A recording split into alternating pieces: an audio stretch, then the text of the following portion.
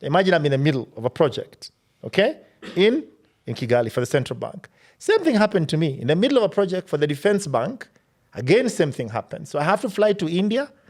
One thing I'm thinking, like, how do I solve this problem? There are no Kenyans capable of doing this. I flew to Bombay. I Googled a company, checked what they were doing. I went to Bangalore. I'd never been to India in my life. Went to Bombay. Bombay, you know the airport. From Bombay to, to the airport that takes you to Bangalore, there's a different airport. I ended up being taken by one of those rickshaws, one of those companies there. Those guys tell you, taxi. I just got into it, dragged me into some dodgy hotel. I slept at night like this for 3 hours waiting. My God, are they going to rob me?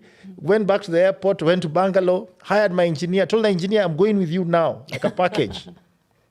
The guy was called Balvinda. Till today, we are very good friends. Balvinda Singh. Mr. Singh, tell the Singh we have to leave now. We have to go to Rwanda now. Because remember, this is a defense bank. Things have taken so long to be implemented, they're not even looking at me. Those days, they would come, they would give me VIP treatment. Now everybody looks like me, like you guy. You told us a solution. Where is it? You know, eventually the engineer comes down after some yellow fever or whatever. We go to India and he solves my problem within a day and a half. And that's how I became the largest company in Rwanda as an IT company, because we went now to all banks selling this solution.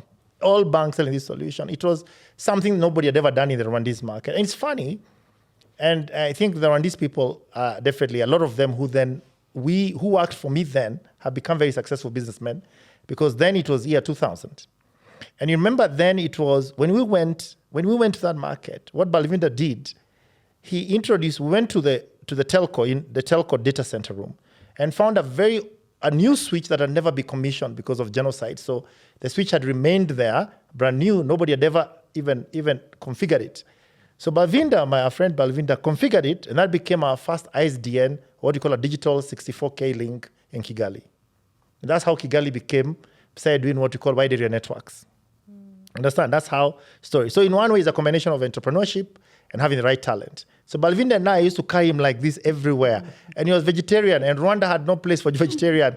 So I even told the restaurant, now listen, you have to learn how to do vegetarian burgers. So we would go do cheese, whatever. I told Balvinda, you have to stay with me 2 weeks. Okay, so Balvinda survived on vegetarian burgers.